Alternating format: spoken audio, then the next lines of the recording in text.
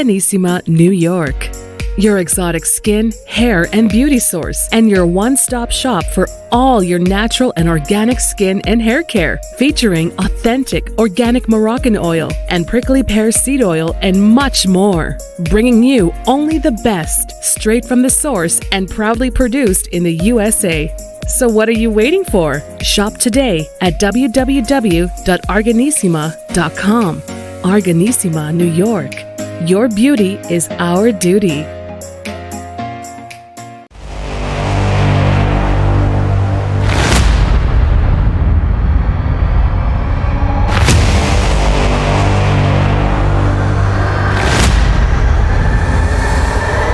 Folks, welcome back to the iHealth channel, iHealth Radio, with your host, Hurricane H. New day, new show. Interesting, great topic. It is a topic that I think we all need to be mindful of. It's a topic where we connect our mind, body, spirit, the whole nine, in this very difficult life we live. I mean, life is crazy. Life is a hustle. And too many things going on in our lives, whether we intentionally or unintentionally, but we do. And understanding how to work with the dynamics, how to self-talk, how to deal with other people is always a key. And how do we balance all that? So with me today, I have someone who actually specializes in this. Now, first of all, she is a fellow podcaster, and so she does her own shows and talks about this stuff.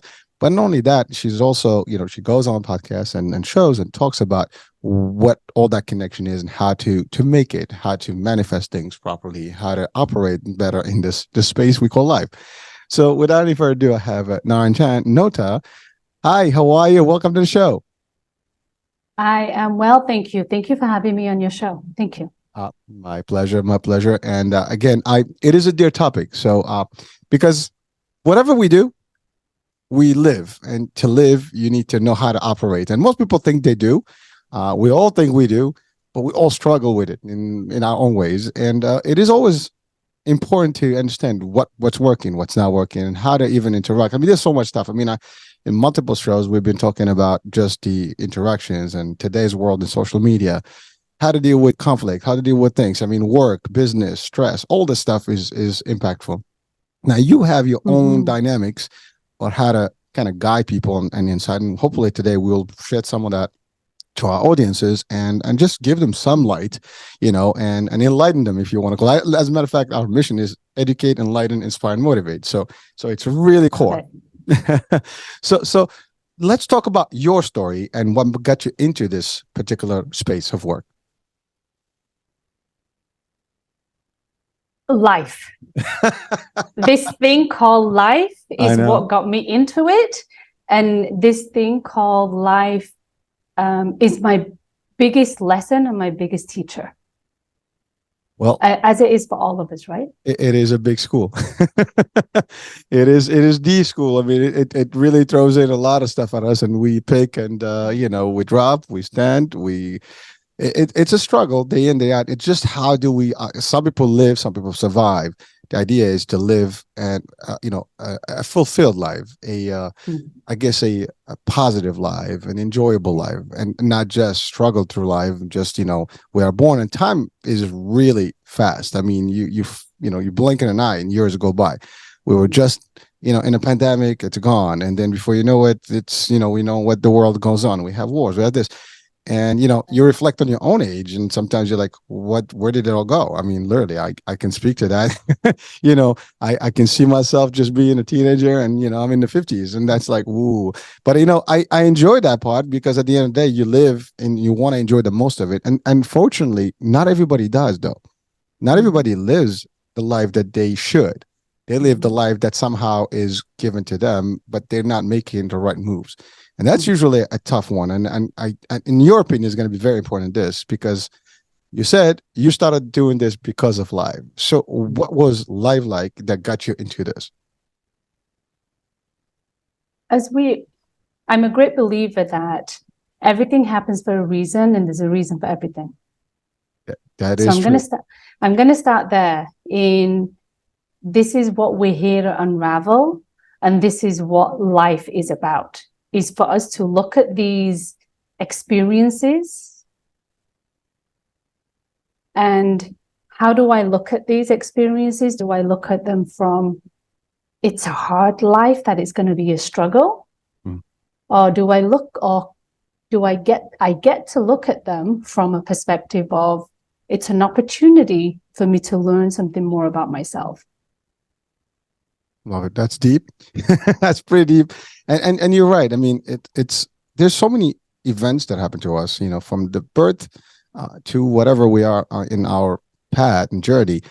There are things that make us, and surroundings and entourage, I guess, events that occur. And I think we all are subjected to some of those without choice, especially at early on days. And sometimes those are the ones that make us and make our personalities and how we cope with the world.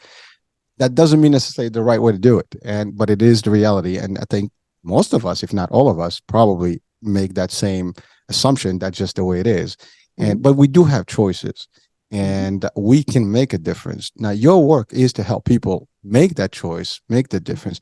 But again, going back to the idea of like your work, live, you've been doing some stuff to move yourself, and also help others, and guide them to a better, and connect those, self connections, whether, again, because we are doing a lot of things, and sometimes we don't know if we're doing the right thing or the bad thing. Do we even believe in some things, not believe in things? Do we operate correctly? Do we listen to, I guess, influences and just take them for what they are worth? It's not really, we don't have a magic formula, but there is a magic formula. At least, I tend to believe that there is. You said a key word, that everything happens for a reason. The show is happening for a reason. Everything that occurs in life happens for a reason, and only happens because it's meant to be happening, and at the right time and the right space, and everything. Most of us, we don't sometimes think about it that way. Right. We're like, why, but we don't reflect on like the sequence of events that happens before, until you get to a point like, oh wow, this kind of links back to XYZ. Had I made one move to the right, things would have been different. I made to the left, what would have been if I made took a different path? And that's the thing, we don't reflect. And I think we all tend to make the mistake of not really looking at us, and we just look at everything else. So what do you say to all that? There is never a right and a wrong. So you'd referenced this just now, in terms of there's right ways of doing things, there's wrong ways of doing things. I'm not a believer of that. I'm a believer of everything is happening, and who is judging you whether you turned left or you turned right is right or wrong. So look at yourself of who is judging that. Because from a soul perspective, there really isn't a right and a wrong. It's ultimately a place of, are you ready for more?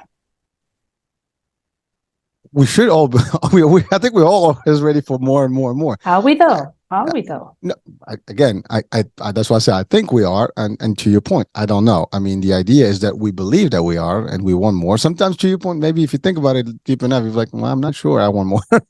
We all have that kind of like, I'm good, I'm in a good place. But you're right. It's a very difficult, aspect of life when you start deep thinking, right?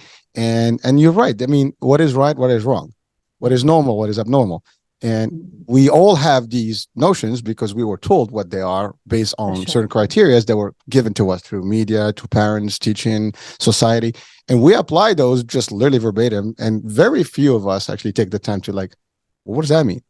And you're right. So when you start reflecting on it from that aspect of it, when you start thinking of your being in this world, in this universe, and compare yourself to the vast universe that we live in and everything else around us, you start, but that's the thing. Not everybody's pondering and wondering and just thinking deep. We don't do that. I mean, typically we're so caught up in day-to-day life that we're not into that mode of like, oh, let's take a pause. We don't. At least I don't think most of us do. And I think I'm also guilty to a degree. I mean, I do kind of take some time at least make an effort to do it. But am I doing a great job at it? Probably not. And, I try to. I try to make the right moves. Well, again, the key word here is not really right or wrong, but the idea, the moves that move me, if you want to call it that, the things that drive me to what my end game is, at least what I think it is, and assuming that everybody's going through that same route. So now your story, you had some event in your life that occurred. First of all, is it okay to share some of those? Those are the I guess the moments of life that made you who you are today and gave you the I guess the focus to do the work you do today. Absolutely. I think I'm not unusual. I'm not unusual in displaying that life will present its challenges, because the reality of every single soul on this planet, we're all here to experience the pain, the trauma, the hurt. We're all here to explain it. It's designed this way.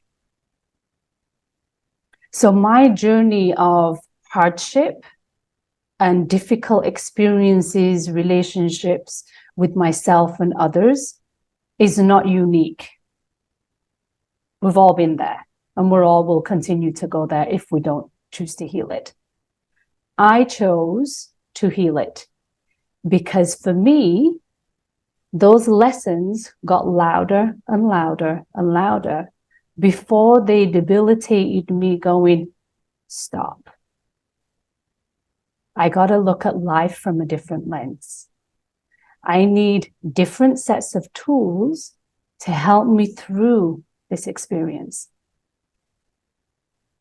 And there are a variation of experiences, from health challenges to relationship challenges to professional challenges.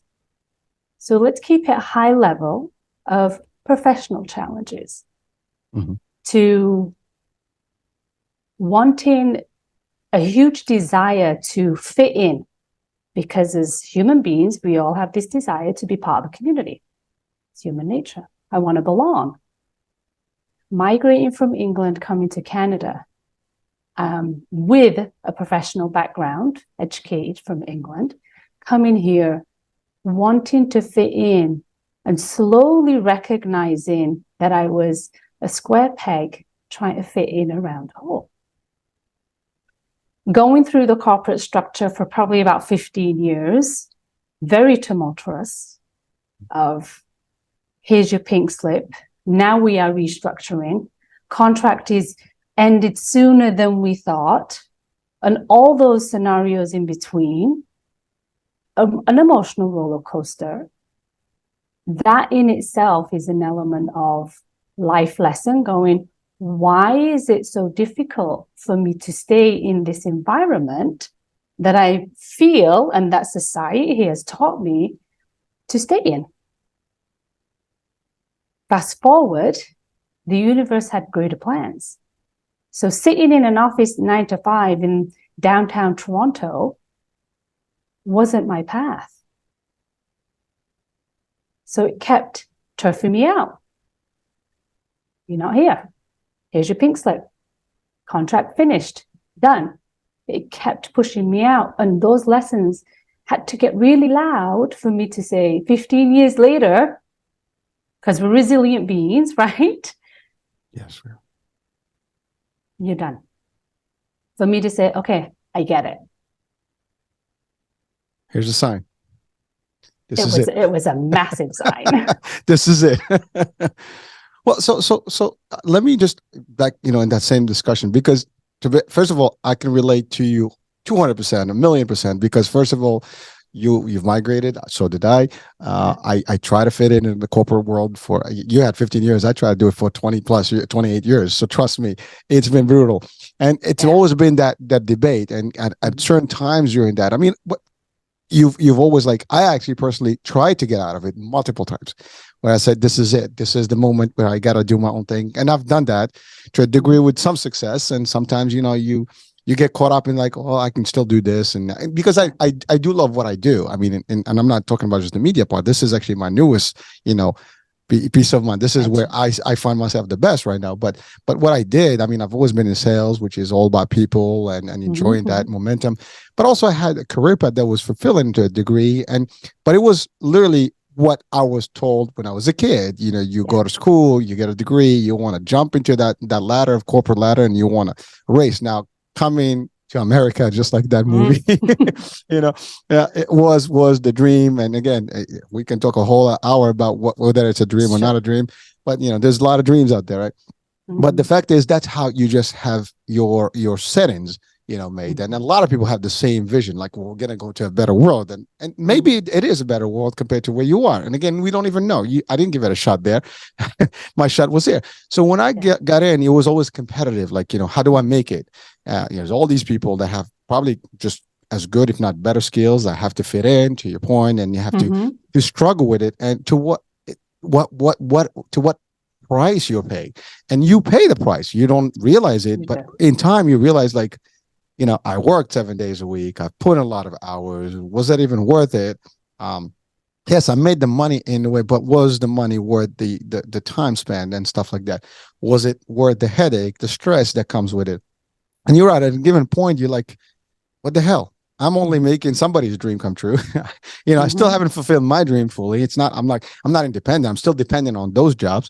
And it is a tough place. And I think, again, majority of the world is struggling in the same space and the same, spin. We're like literally in that rat race, and we're doing exactly that as robots. And we don't stop for a minute. And some of us do. And again, I'm not going to generalize, because there are people who catch on to this pill better, like the red pill and the blue pill, and they get the red one early. Some of us take it a little later than others. But again, life happens, right? We all have. Yeah, the structure of the society is you need to have money, the mortgages, this, that, the other, and then we have all these influences. You want to buy stuff, and so you're looking at that, and you don't stop to like, wait, I got to do this. And when I'm more into entrepreneurship now, and in the last few years, and the more I got into it, the more I realized that that's where you need to be. You want to have that pure independence. You want to be where you're really feeling yourself and doing stuff. Yes, is it easy? No, nothing is easy in life. You got to work towards whatever those, but you might work a certain amount of time hard, and then the rest is a lot easier. As opposed to, you might just have that routine. You wake up, you do the same thing, boom, boom, boom, and it literally becomes just monotonous. You just day in, day out, doing the same. So I got caught up in that same, cycle for a long time. And I did have breaks, and believe it or not, in those breaks were my better moments. But then you get caught up. Oh, you got to go back. There's an opportunity. You can do great here, and I'll do. And then to your point, talking about pink slips, or this company shuts down. I was on a trip. I come back on a Sunday, Monday morning. Well, we got to let everybody go. We're closing in New York. Oops. Okay, that's it. Now your life was made based on a certain income and so on and so forth. Now all that stuff is gone, and now you have to keep up the pace with everything else that's behind you with nothing, and you have to restart. Again, you have to figure out a way. And that happened. That scenario happened many times over. I mean, I can say in my 20, almost 3 decades. It happened about 5 times, where it's like all up and then crash, all up and then crash. And you know what doesn't hurt you makes you stronger in a way. So you kind of learn that, but again, how many times can you endure that? And, like you sacrifice sometimes. You're like, well, you have a family, you got to do stuff, you got to take care of business.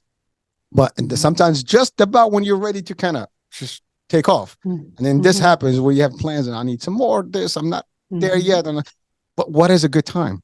And we all wait for that good time, but what is that good time? When is it a good time to really stop and just reset?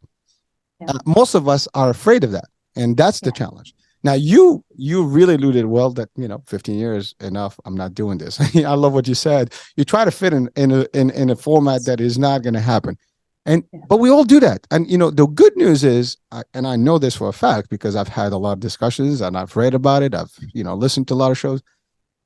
Post-pandemic, I think the pandemic did create a change in a lot of way. Many people realized that this is not the life I wanted, and they kind of reset themselves. Now, that was almost not planned, right? Actually, it was not planned for anyone. Nobody knew about it, but the fact that it happened, but people kind of readjusted. But not everyone did. I mean, life is still the same for a lot of us. But it is a very difficult task, for humans in general to actually comprehend that. Are you meant to be doing this? Are you doing exactly what you really are supposed to be doing? And you said it. I mean, there are signs. The question is, do we ignore the signs, or do we go with the signs? Right. I think we all make the mistake of ignoring the signs because we're afraid. Mhm. That's the other thing. I mean, I do believe in you need to get comfortable with being uncomfortable. And that is not like easy to, it's easier to say than than do, right? Take action that way is not easy because you have to, oh my God, I got to make adjustments. How is it going to be? Who's going to pay my bills? And that's the other thing, because we get caught up in the material world too much that we're so deep in the hole that it's very hard to crawl out of it and kind of make it. And that's, I think that's all our problem. I mean, as humans, we make that. And it doesn't help. Society doesn't help with marketing. I mean, today, everything is about how much you have, what car you drive. And we all get caught up in that mix. Listen, it's nothing wrong with wanting to have a better life, wanting to have some material stuff. It's okay. Those are the luxuries of life, but they shouldn't be the ultimate target because, you know, and if you pay the price for them, you might not live. And then that's what I refer to as surviving as opposed to living. So that's just, again, so that was just me relating to what you said, but I actually experienced it over and over, and I'm almost guaranteeing that people watching right now and listening, damn, I'm either now in there or been there, or I'm still stuck in there. Is this going to be my life? And maybe today is going to be the awakening, like, oops, blow up, you know, eureka, maybe I got to change my life. And you know what? There was nothing wrong with that. So now that was your cycle. That was your, you know, momentum. You decided 15 years, this is not for you. And again, by the way, you said it, it's relationship, it's work, it's all of the above, everything. But then you had that moment. So what was that main moment for you that's it? I'm done. I'm doing what I want. When the house comes tumbling down. Oh, I know that feeling. Yeah. So when everything is influenced from my health to my emotional health, to my professional health, all of those categories were like a neon light blazing at me, going, oh, I need to look at this. What is this? And that's what forced me to really look at it from the perspective of, what am I really here to do? And even at that question, it takes time, patience, and a heck of a lot of courage to allow that to unfold and unfold and unfold. Because when you ask that question, you're not going to get the answer straight away. You'll get a portion of the answer. It's not like 1 + 1 = 2. When you ask a loaded question like that, you might get 1.2, or should I say 2.2 of an answer. You won't get the full gamut. If you got the full response, you'd be scared out of you and you probably wouldn't even make a move. So it comes in increments. I tend to agree. You're right. And but I think that's the part that everybody is worried about, is that there is no solid answer. And I think most of us expect to have that full answer before we make that leap. Of course. That's how we've been conditioned, right? Yeah, it has to be solid, to your point, 1 + 1 = 2. So we know it's guaranteed, but there are no guarantees. And we do have controls to some of it, but we're afraid to take those reins and kind of, you know, just make it happen and kind of take the risk. And that's the other thing. Risk is big, and we tend to live in the cautious space as opposed to risky business. You know, but again, in your case, you said it. It was neon sign. It was in your face. This is it. And that's a point of no return for you. That's it. You never look back. And that's the biggest, you know, I think aspect of a lot of us, is that we continuously look in the mirror.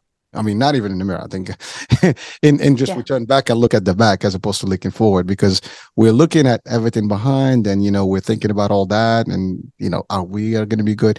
We have all these doubts about ourselves. And I think that's the discussion about you and yourself. Then, of course, everybody else. But if you cannot have that discussion with you, an honest discussion, I think that's the difficulty that we all have. At least people watching and listening, they probably can relate to that to a degree. We need to just, is it for me? Is it not for me? Am I doing the right thing? Am I not doing the right thing? Can I make this move? Do I need to have everything? Again, talking about entrepreneurial business and just taking the leap in the business world, or just being your independent. Most of us want it to be all planned out correctly. Like we have all the dots, and there all the T's crossed, and like we have no error margin. And that is not a reality of things. No one succeeded in their lives that we know of in today's world has had it all prepped, and figured it out all before they actually got, started. You get started to a degree and then you move on. So now that was your point. No return, no coming back. That's it. Absolutely. Yeah. I want to preface it that it takes a lot of courage to make these moves. But in the same token, it wasn't a hard yes, no decision made, everything's rosy. That journey of looking back in the rear view and sorting out what I see in the rear view takes time. And each one of those things, emotions, experiences, belief systems, get unraveled slowly. We unpack it slowly. It doesn't happen overnight. It's not like Christmas, Halloween, Thanksgiving, and Easter, and all of those holidays come all at once. You don't eat the entire box of candies at Halloween in one sitting, even though some people do, but that's not the objective. It's to unpack them slowly. So as a soul, as a human being, we can tolerate and we can truly digest that experience for what it really is. And be kinder to ourselves, because as we started right at the beginning of this conversation, this is spiritual soul school that we are living on. This is the experience. So be kind to yourself as you unpack one heavy rock at a time that we collect from all these life experiences. It's not a hard, fast rule. Go easy, take your time, and what we know for sure, just as you have shared, is every step we take, we gain more awareness and more knowledge and insight. So it's like you're driving in the fog. The further you drive, the more you see. The further you drive, the more you see. The more you unpack from the past, the more you can breathe, as that weight literally and energetically is not holding you down. When you've had a tumultuous experience in life, it feels heavy. It's like, wow, those decades, they were hard. But when you unpack it and let it go, you get a new lease on life, literally and figuratively, because you are lighter in your step. That's the objective. Well, thank you for that. Well, so there's one element that is important to get note right now, is that despite your past, despite all those weights and all the things that, like to your point, that you're going to unpack, it's also how you look at things, right? I tend to believe that everything that happened, to your point, happened for a reason, and it's still happening for a reason. So all those are wisdoms and experiences that you can use to your advantage. See, it's not all empty. No. You just got to take the best of what you have. That's your ammo for going forward, and then dump the rest that you don't need. So if you look at it that way, you might be in a better position. And again, it's a shift of mindset, right? So you want all right, what I have, what I can use, what I don't have to use. This is garbage, out. This is the good stuff. Let me get this fuel, keeps me going. So you get that motivation based on that. But again, there is also a discussion and an awareness level that you need to have. Otherwise, you're not going to see it, because all you're going to see is the bad, the bad, the bad. And then it's going to really just push you down on the ground, and you're just going to be like literally anchored to the ground, and you're not going to be able to move, because then now depression, anxiety, and all stuff. Now you keep referring to the spirit and the energy. Unfortunately, I don't think that, regardless of religion, we all are spiritual beings, and again, I don't think any religion can debate that, or change that, because we all believe in it to a degree. But the fact is, we tend to just look at the material world. We don't think about the spiritual piece of it, the energy mode, that all of the world is energy. Everything around us is energy. How do we connect with that? This discussion has energy. People around you give you energy, and so all these things are important. and we're not balanced correctly sometimes because we're caught up in all these dimensions. If you can flow correctly between this and understand your balances, there's a good way. And again, that's the energy of positivity. For example, to me, that's core. It's like that's the fuel that keeps me going. And people sometimes like, how do you do it? Well, it beats the alternative. I mean, what am I supposed to just dwell and just like, oh my God, the world sucks and everything is against me? Or I can say, well, these are happening. So what's the message? Right. What is it telling me? What do I have to do now? I can make a difference. I can change things, and we have the capability. I think everybody's capable of doing that. It's just a matter of being awakened. Again, that red pill versus the blue pill. Hello, wake up. And some people don't want to wake up. That's the other part. I think it's just because it's a lot more comfortable just to keep the routine. There's no challenge there. I know exactly what I'm going to do. It's a clock works. I'll get up. I know this. Friday comes, TGIF. Monday, oops. It sucks Monday, and that's the same routine. Weekend goes back. Where did it go? And life goes on. And before you know it, like, where did it all go? And I'm going to retire, and then I enjoy my life. Maybe we don't retire. Many people have planned to retire, didn't make it to retirement. As sad as it sounds, it's reality. I mean, again, ironically, I always say the only certain things in life is death.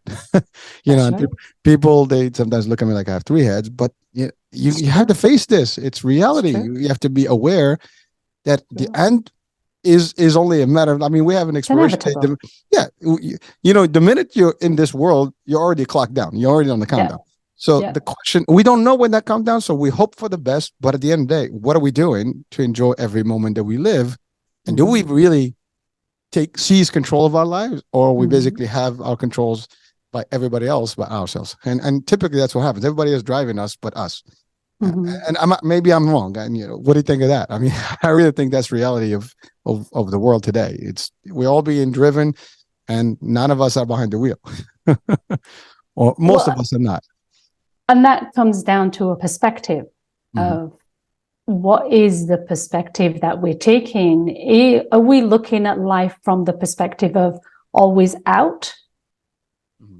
Focusing on the shiny object syndrome that's happening here and the happening over there, and oh my gosh, look at that shiny object over there, and let me buy this from social media, let me buy this because I got to have it because the Joneses have it and I've got to have a better piece and all that stuff?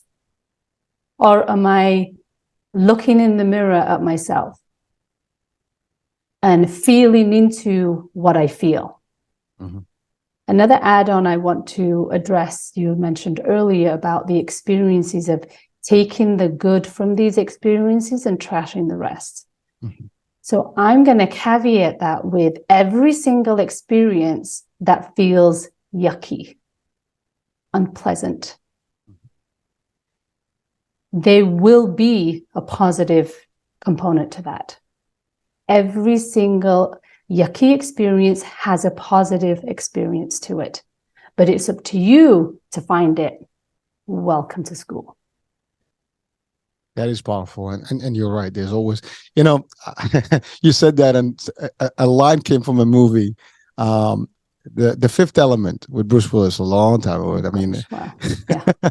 so there was a scene when everything was just not going well for him, and then talking about pink slip, right? So this guy is actually on this little thing in the window trying to give him some Chinese food, and he get a message, right? And he says, "Take it, I'll give you, just open it up and I'll give you free food." so it's like, oops, you got fired, right? And it's like, so that was the scene, and he said, like, damn, and he got pissed. Was like, you know what? Well, at least I get free food. So it's like, good. You see, good and bad, right? That's right. So it's amazing how it's just the way we have the capability. It's really, to your point, is taking every single element. And by the way, I personally say this all the time. There is no failure. Every failure is just another experience that is teaching us to do different and better. And that's it. There is no such thing as failure until we determine. I think we give up to the failure and say, okay, we give in. This is it. There is no such thing as failure. Every single element that we experience has, to your point, a component and why it's happening. And by the way, it should be good, because sometimes that's the driver behind success. Many people would have not made the change without having some tremendous event happening to them in their life and a tragedy or whatever the case, that's like the catapult. Like that's it. This is it. I'm moving. But if everything is peachy, well, you won't worry, right? There's like, there's no sense of urgency. That creates the urgency. And therefore now you're like, all right, time's up. I got to do something for me. And I love what you said about keeping up with the Joneses, basically.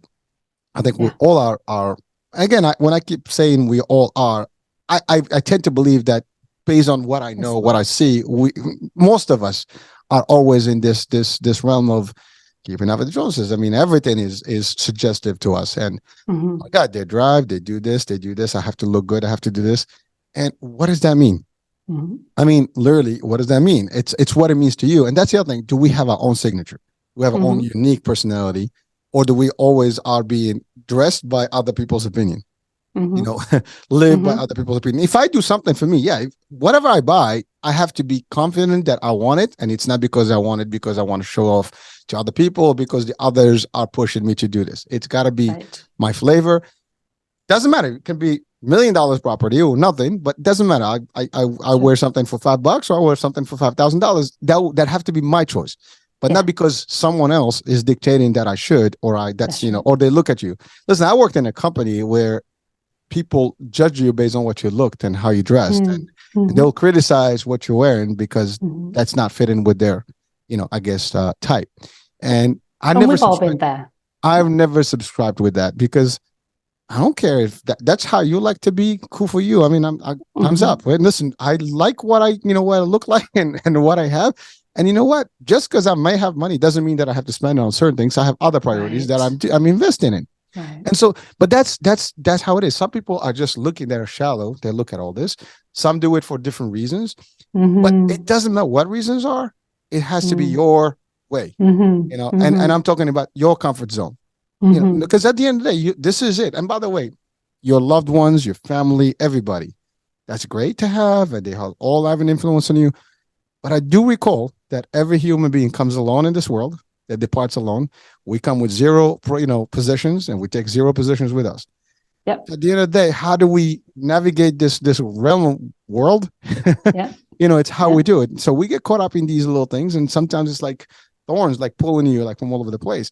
Sure. You got to be able to remove all that and be like so smooth that nothing can grab onto you, and you keep moving slick way and until you achieve your purpose of life. And again, that purpose can be whatever you want it to be. What your purpose may be, not necessarily mine, but at the end of the day, I have to be comfortable with that purpose. Absolutely. So thank you for really bringing that, because I think that was a very great point, that those things that we experience, they are actually the fuel that can change us. So an add-on to that is, you talked about labels in terms of successes and failures. What if we reversed those words? Because one, we're the ones who give things, places, and people the meaning behind them. That's right. We're the one who create that, right? What if we switched them? So our version of failure is really a success.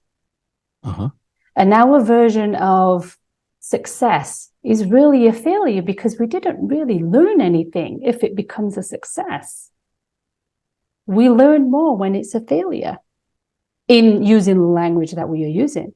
But if we switch the definitions, would that make more sense in terms of our soul growth? You wouldn't even know the difference. It's funny. I was laughing because when my kids were young, they would not eat fish. So I get fish nuggets and tell them these are chicken nuggets, and they eat them. So yeah, it's funny, but the fact is, I've always thought about that concept, because we all know what people tell us what it is. The labels, to your point, are what it is. A failure is just a definition or name or label that we give to some experience. If we actually have been told all our lives that's what a success looks like, then we all going to refer to as success. I mean, it's like the placebo effect, right? When they do these experiences, right? You get saline and you think that, oh my God, I'm cured, or like, I feel better, but really you got nothing. You didn't get a medication. So it's how your mind, adapts to a certain, I guess, label or dynamics of life. And we are so into this. It's not even funny. Everybody is falling exactly in the same. and it's not, I would say it's sad, but it's amazing when you wake up from it, when you start really like seeing lucid, like clear view, and everybody looks at you like, what's wrong with you? Something's off with you. And now you become really the odd person, and everybody's looking at like, I don't know, there's something's wrong with John or Hurricane. Yeah. But that's sometimes how, and believe me, I've had that experience where I talk to people like, you're in the Matrix. I actually believe that we're in the Matrix. This is a Matrix. I mean, quantum physics do actually break down its reality. There's no, times are happening at the same time, the past, the future, and the present. Even there are some scientists that say there's no such thing as, past, future, or present. It's all happening at the same time. We can debate all that as well. But the fact is, this is your experience of life. And I tend to believe that we all are experiencing life from our own lens, as you said earlier. This is like literally the meta world. I mean, we know that now. We know we have meta, right? And so you put a visor on, and you can switch, universes. Sure. And so, but my experience, I enter the universe and I get out of the universe. So you enter live, and then now you see the universe, and you can switch the universe. You can literally just move from one to the other, switch the CD, whatever, switch the programming. And that's exactly an analogy that we can relate to if you think about it. Now, it sounds deeper than what it is, but it's not that deep if you start really thinking about it. It just takes a minute to start reflecting on things. Right. Don't. Because again, it's fear. I mean, again, talking about the Matrix, you take that red pill, there's no coming back. That's right. You can't unsee what you see. Once you see it, it's reality, and it sucks for it. Now you have to deal with it. Most people would rather not see the truth. But perhaps the fear comes from a place of not knowing how to deal with it, because our world and environment says, don't look at it because we don't know what's happening. That's the mainstream. And I would like to think the opposite of how to deal with it is becoming mainstream. There are resources and information out there to support you with what it looks like to observe your life rather than be in it. Yes. There's support there. There's resources there, and it's not scary. It's actually probably more freeing than it is scary. True. Again, but you have to have the will and really want to make that shift and really see it for what it's worth and enjoy it. And you're right. Once you're in it, I am free. I am literally like, I am not attached to anything. I can literally shut off everything. I personally, I am in that position where right now you tell me like, just take off the world, you can just live in the woods, I probably can do that. I have no problem. Like I'm not attached to, I'm enjoying live, and I love, the material stuff that's out there, and I'll enjoy it while it lasts. But if it's not there, I'm not missing it. I'll easily adjust. Exactly. It's good to have, but not necessarily having. You know what I mean? Not like, oh my God, I will die if I don't have these things. And a reality check for people. I'm not sure. I mean, you do get snowstorms and blizzards, of course in Canada. Yeah. So south here, we've got hurricanes. I'm not sure if you will get it, maybe, I don't know. The world is weird these days. The environment is crazy. But when we had, for example, Sandy in Jersey and New York, 2012, I believe, and for weeks, people were with no power and, all the necessities that we got so used to in today's world. That's right. TV, this. I mean, I remember my kids, they were younger, and we were just having board games. We just enjoyed that time. I mean, we had candles going on. We had, camping equipment going. I literally plugged my car and then just, did all the stuff that I needed to do. We had gas, and that's it. If not, we had the fireplace. So you adjust, but some people could not live that way. You know what I mean? Because they're not adapting to the environment, and a sudden change like that is devastating for them, because it's not. And again, it's not a judgment, but it's reality. Like, if we're aware that we can, and always prep, that we can be this or the other, because there are people that live in this world today that may not have the luxuries that you and I possibly have access to today. Or we identify as luxuries. That's right. Perfect. Well said. I mean, yes, we think it's luxuries, but these folks don't even have that. Their luxuries, they're not worried about those. They have other things to worry about. They're not tethered to this stuff. Well, not only they're not attached, but that's not even in their radar because, and frankly, before the social media and all the internet and stuff, most people didn't know unless they see it in the movies. Like, oh wow, they have this stuff right in this world. They're not even seeing that technology, the stuff we have, and therefore they're not adapting to it. But because now it's like a global village, and everybody is in one place, and everybody is seeing exactly instantly what's going on in every place in this world. We're all like, oh, I want more, I want more, I want. It's creating a whole world of competition and eagerness and really sometimes even jealousy and envy and all the stuff, all that bad energy. And but if you go back to the basics, like I still believe that I'm healthy, I am safe, I have a roof, and I can have a meal for the day. That's actually rich.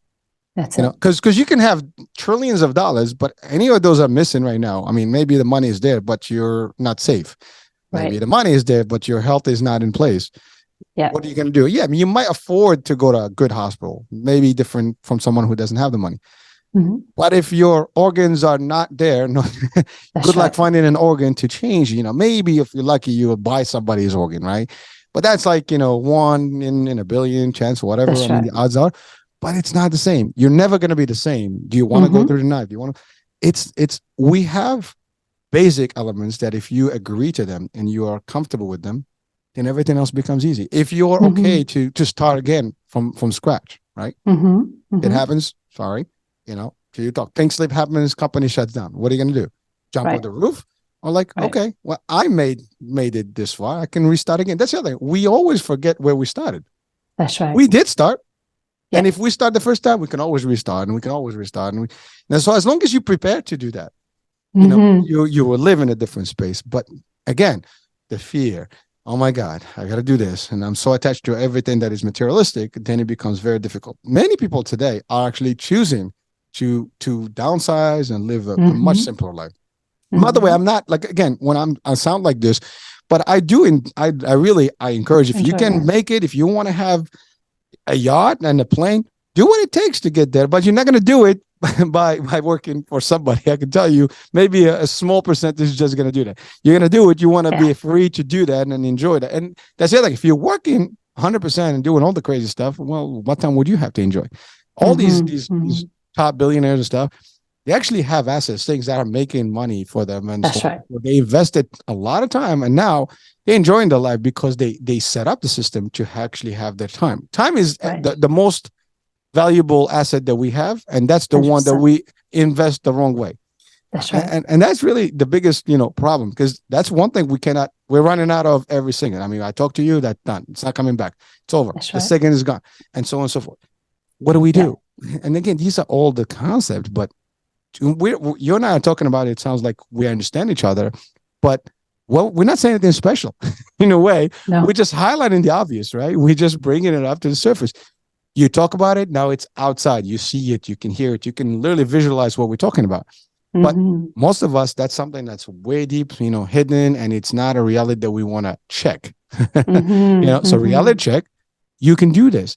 And so, I mean, that was just my response to you, or my add-on to your piece. Absolutely. It's great. It's one thing that I've learned, not only in my own journey, but also supporting others on their path, is when individuals are truly ready to expand their awareness, the opportunities will present themselves. So the adage of when a student is ready, the teacher will appear. It's the same thing about life. So those lessons that we have all had where they had to get really loud before we listened, it's the same thing. When we are ready to receive something and perhaps open our arms to say, okay, I'm ready for more, to be open for it, then the opportunities show themselves.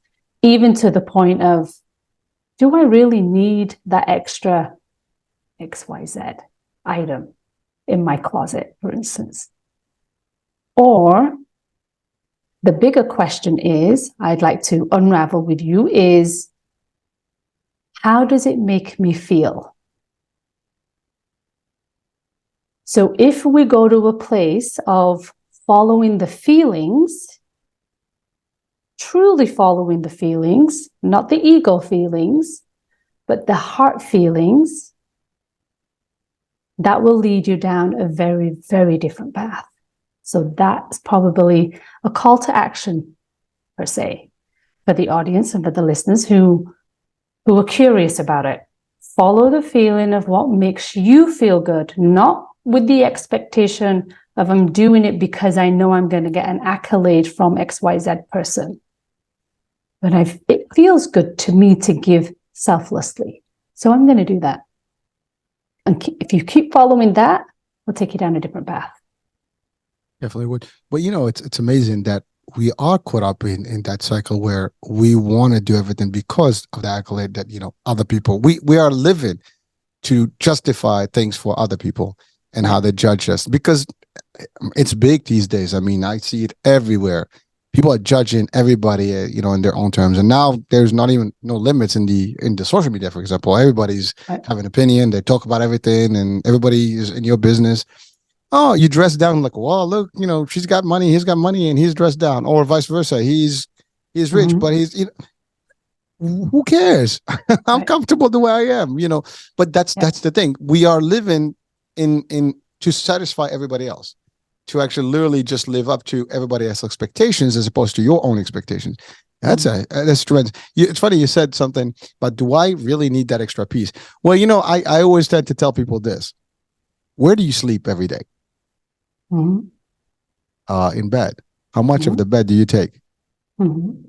I don't care how much you toss. I mean, you know, maybe a queen size, maybe just a twin size, full size, whatever.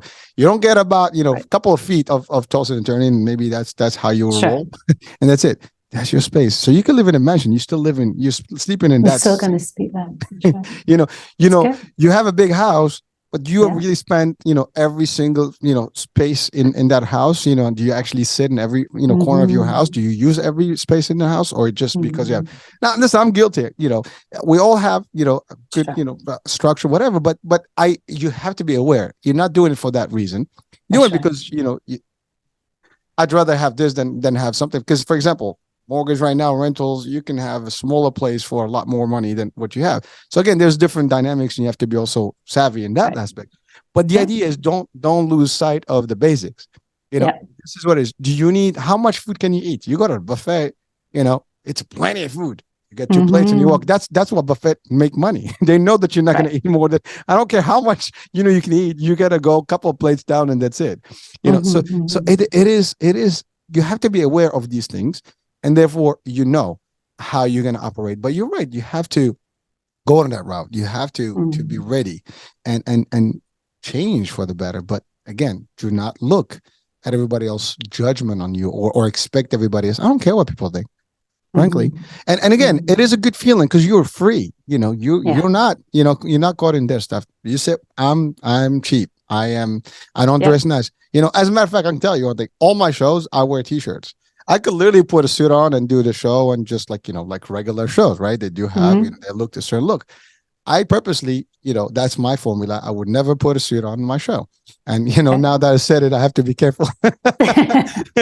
It's always good. But it is my concept because I don't want to subscribe to the same formula everybody else does. It's okay. I have my own way of doing it.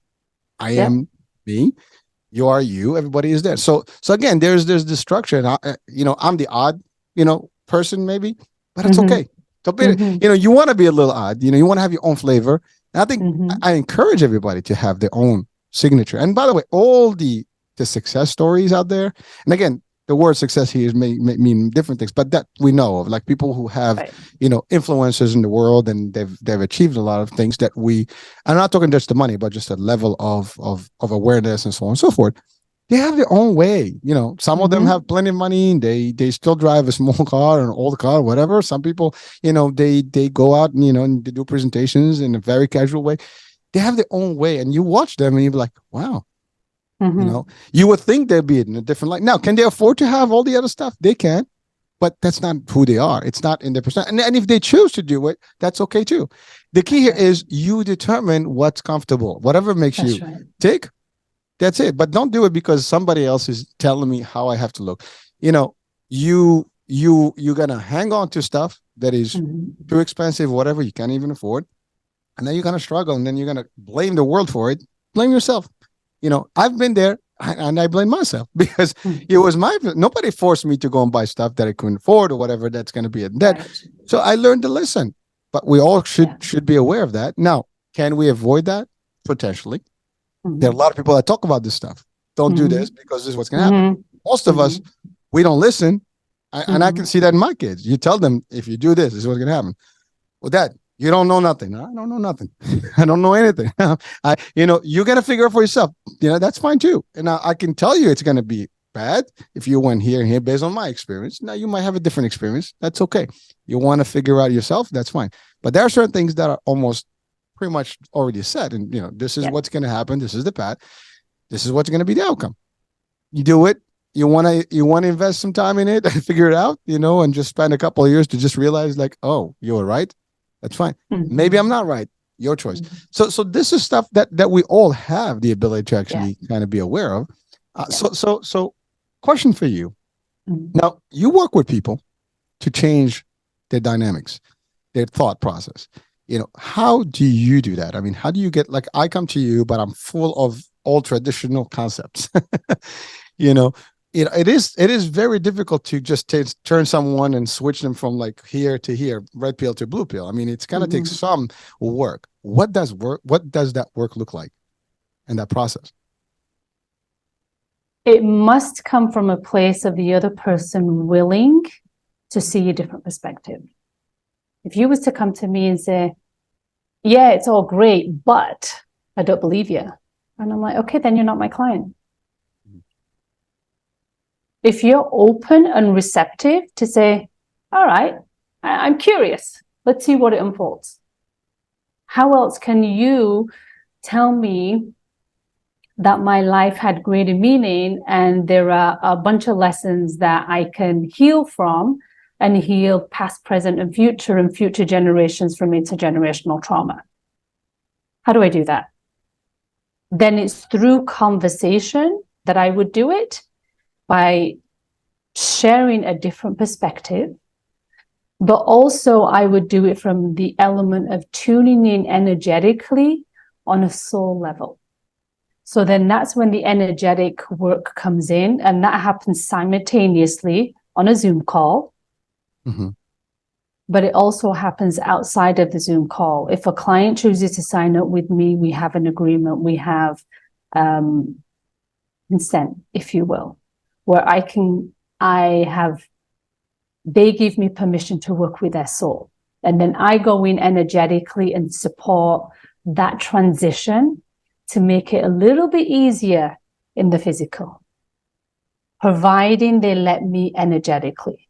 But in the physical, we're still having these very mental conversations while we unravel and unpack that energetically, the energetic and emotional clutter, as I say. That then opens the intuition space. And when we open the intuition, then you feel more empowered and more aligned with your higher self. When we're aligned with our higher self, we're aligned to infinite source. And that's what we're supposed to be doing. Well, but you do touch on something that many people are not comfortable with, and just the idea of like somebody's kind of change your energy level or dynamics. I mean, it sounds good, but most people are maybe leery about it. Like, how does that work? I mean, I'm sure that's part of the challenge, to get someone to accept that and the ability to open up to it. Maybe a lot more difficult. That, again, when we talk physical, people understand it. We talk spiritual energy, people don't get that concept well enough. So how do you kind of break that barrier from people? There's a couple of analogies I want to give. So in the third dimension, in this earthly plane, somebody was to apply for a job. They read the description and go, oh my gosh, that looks like an amazing job. I'm going to apply. I'm on the other side going, okay, you've been accepted. you now get to work with me. So that open and receptivity is where the conversation begins. And that's where we work. On an energetic standpoint, it's like when you go into a restaurant and the restaurant's buzzing. It feels good. It feels inviting. Mm. That's vibrational frequency and energy. That's what we're playing with. Or you walk into a place and the staff's not happy, the behind the kitchen people are not so happy, the food tastes terrible. We've all been there. Yeah, the atmosphere. Yeah. Right. So that is vibrational frequency and energy also.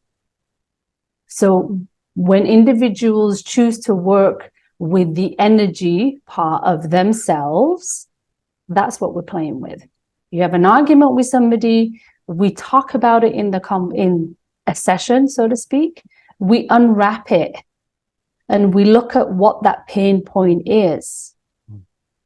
Guilt, shame, abandonment, anxiety. We unwrap that so it doesn't feel icky. And we unwrap it and present it from a different perspective. So it takes the heaviness away from it. And we transform the energy, because energy never dies, right? That's right. We just transform it. So I give you a different perspective for you to transform it. I'm in these sessions, I'm holding space. I'm not the fixer. You're the fixer. You guide people. I guide, I mentor, I support you on your journey. I hold space. And I hold a lot of energetic space for individuals to just be and sit in all of that heaviness so they can feel supported.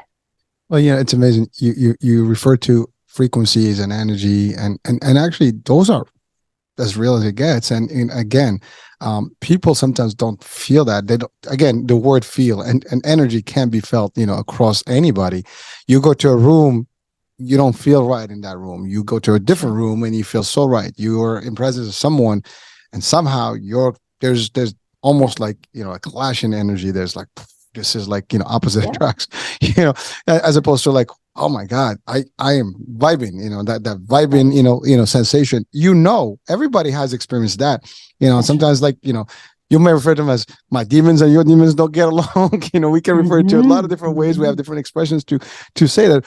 But sometimes, you do feel that like, oh, and again, we have attraction. Sometimes, two individuals, they meet and it's like clash, it's just like it's happening. And sometimes you meet someone and the minute you see them, you just cannot stand being with them in that same room. And those are real events, real experiences that we have, but we don't understand those because most of the time we keep that discussion very low-key or not even want to cross that path because it's kind of weird. Maybe it's a little too intense for many of people.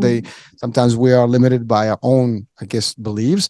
And sometimes we don't condition that world compared to, for example, with our religions, if people are religious. Because I think that's the other thing, like people have certain sets of cultures and religious belief.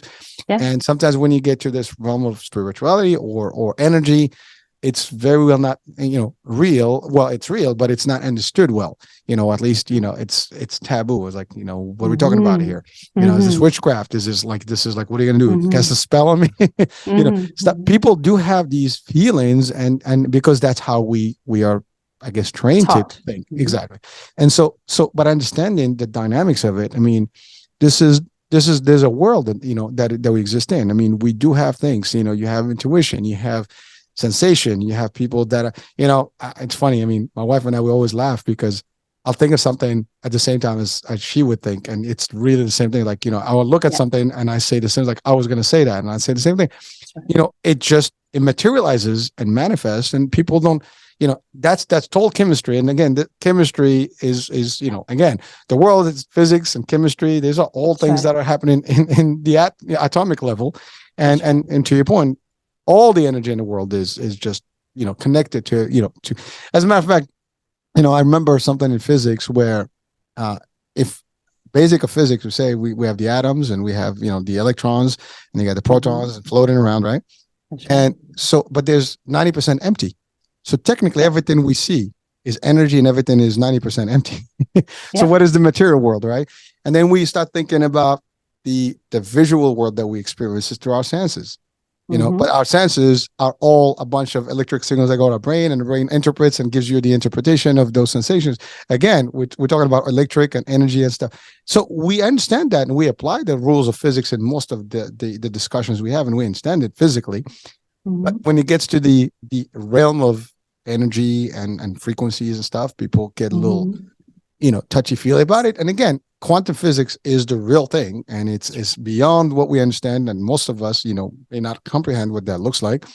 But there is a room in there. Again, talking about the matrix, I mean, literally there was a day one time I broke this down to someone that looked at me like, you're a completely lunatic, you lost it, because I literally got him to see that whatever we see in may not be exactly what it is, and I can prove it's not. And so and I went from the physics, I went from religion, and I connected both, and they looked at me like, that's it.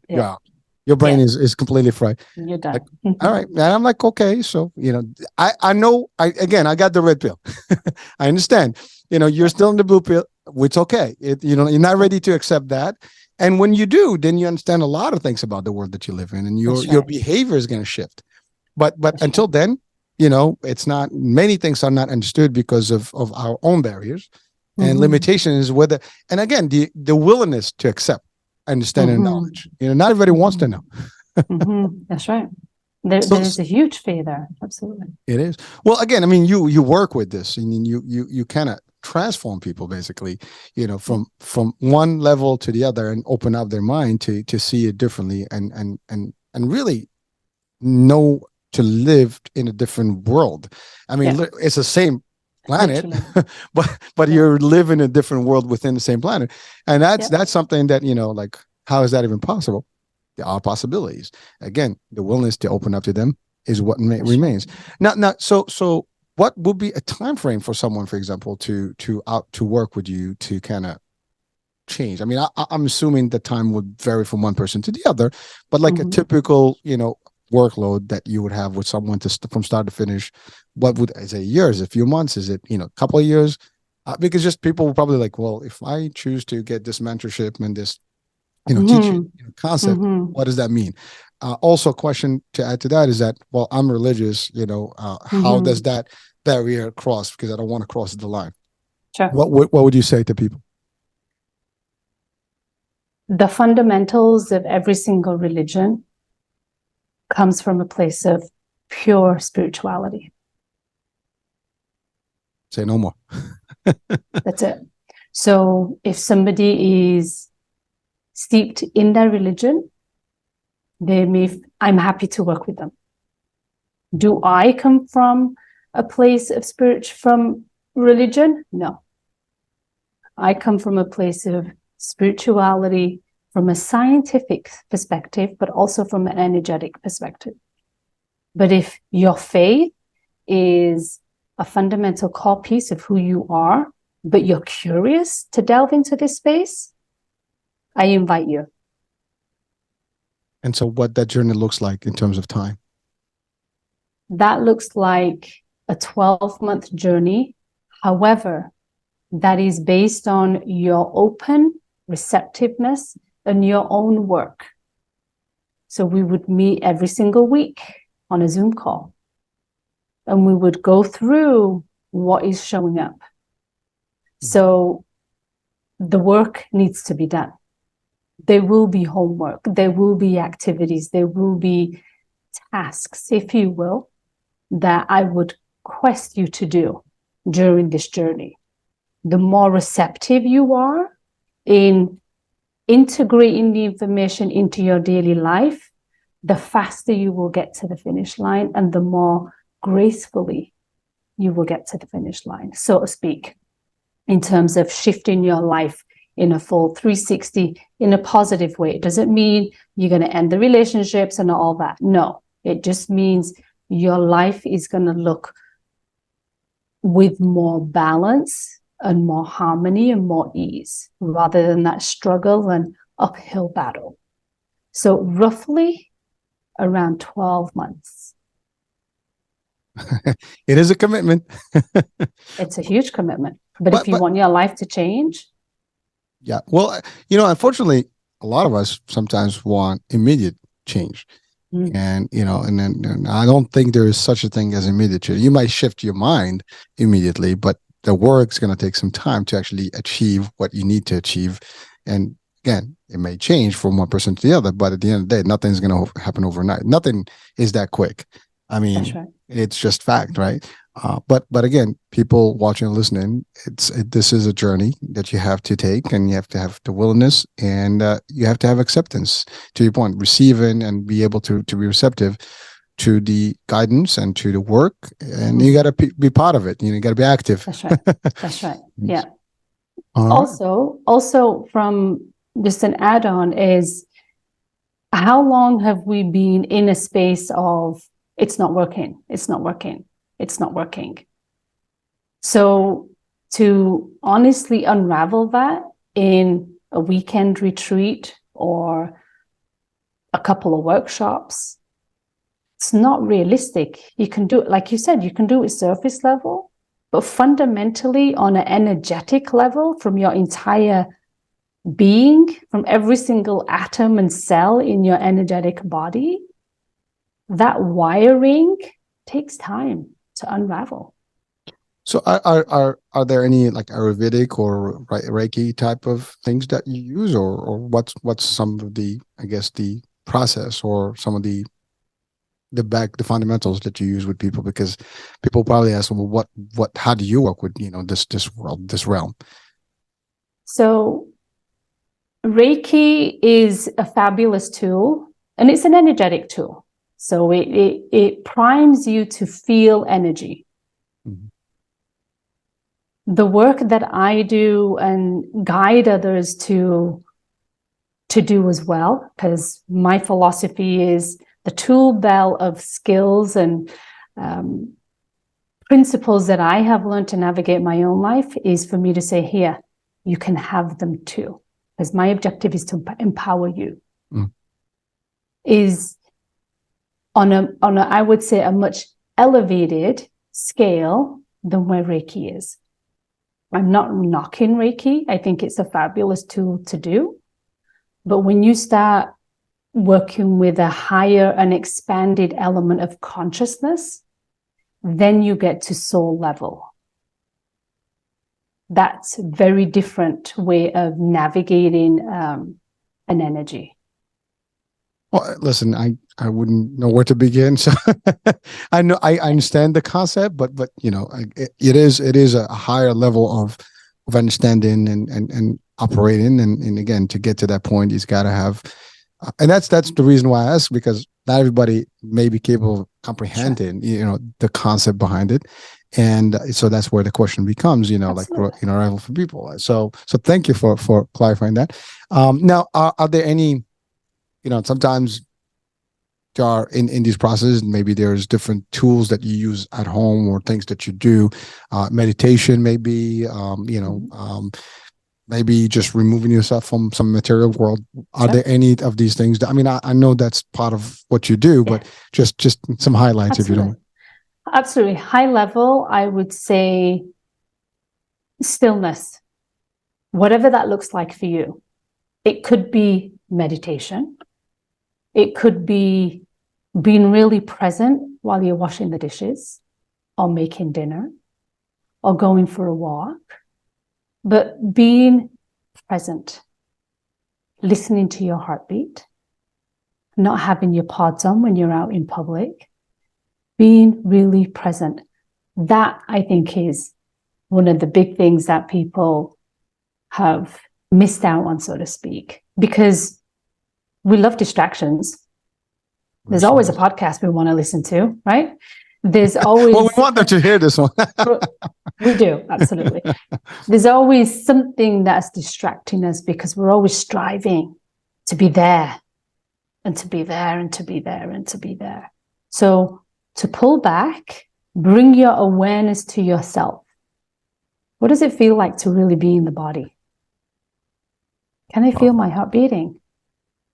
Can I feel where my breath is coming from? Is it coming just from my lungs or is it coming from my diaphragm?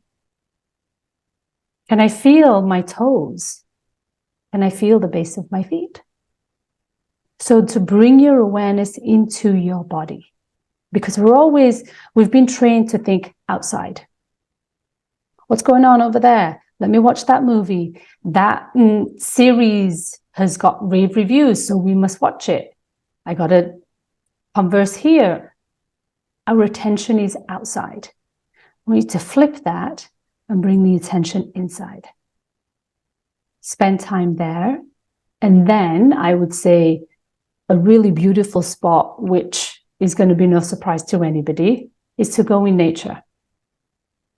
Be it you go for a walk or you go by the water, spend time with this beautiful planet.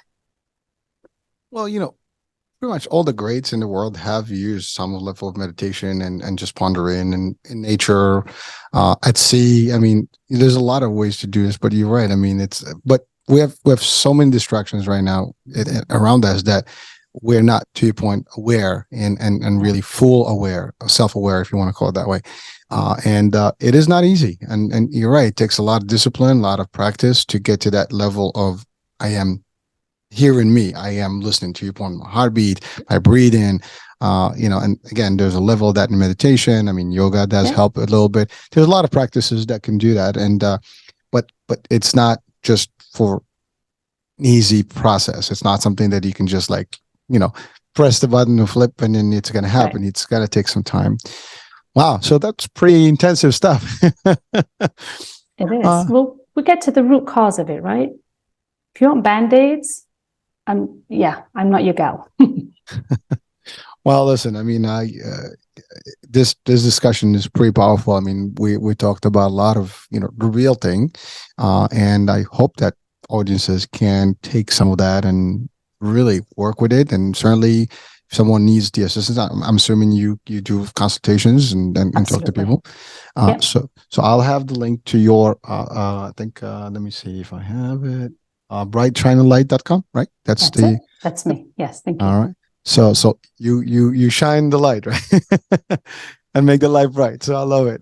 That's right. So that will be in the description of the show, so people can definitely link up to you and inquire. And I love the idea that you said it through Zoom, which means that really worldwide, operations. So gotta love technology today. It made it so easy for people to connect.